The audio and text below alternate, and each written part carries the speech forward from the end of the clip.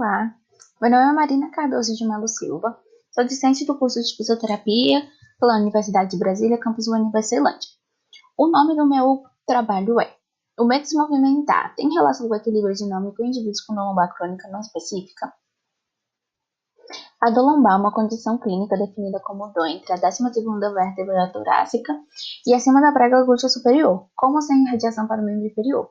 Pode ser classificada como específica, quando se tem um fator causal identificado, e não específica, na qual não se tem um fator causal identificado.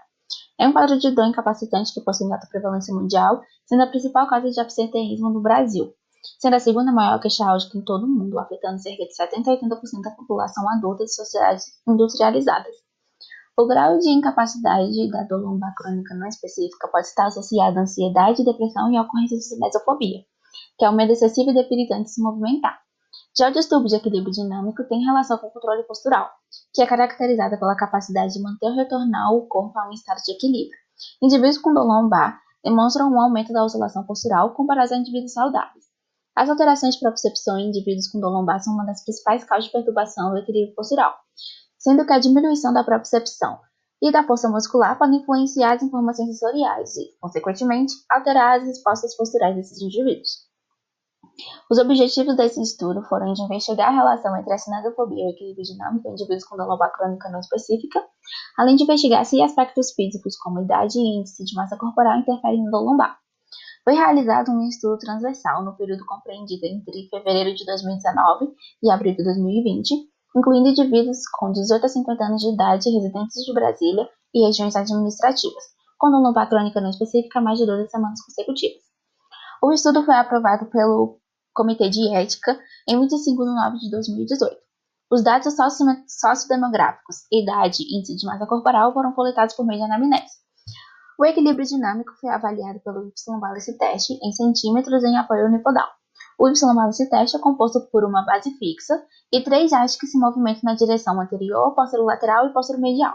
Os alcances dos membros inferiores foram medidos nessas direções, levando em consideração o tamanho dos membros inferiores de cada indivíduo.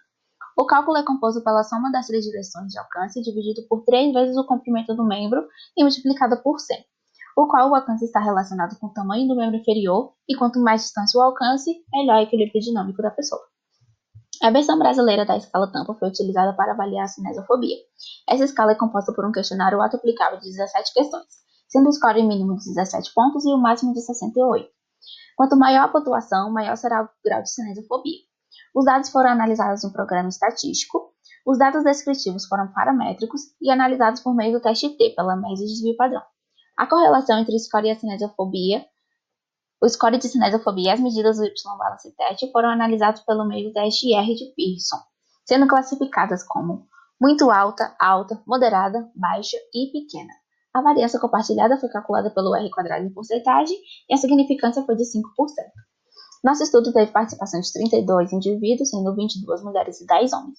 Nós caracterizamos nossos participantes e estratificamos por gênero. Em relação à cinesiofobia, verificamos um score médio para todos os participantes de 43,4, com desvio padrão de 8,5. Em relação ao equilíbrio dinâmico, o score médio para o membro inferior direito foi de 55,3, com desvio padrão de 12,7. E para o membro esquerdo foi de 58,2, com desvio padrão de 11,2. Observou-se uma correlação moderada entre a idade e o índice de massa corporal. A correlação entre o Y-Balance Test, tanto à direita quanto à esquerda, foi alta. Já os demais dados não obtiveram relevância significativa, sendo baixa a correlação entre o score de cinesiofobia, tanto à direita, com o Y-Balance, tanto à direita quanto à esquerda. Nosso estudo demonstrou que não houve correlação significativa entre a cinesiofobia e o equilíbrio dinâmico em indivíduos com dor lombar crônica não específica. Tais resultados demonstram que a avaliação do equilíbrio dinâmico e da cinesiofobia devem ser analisadas separadamente. Obrigada a todos.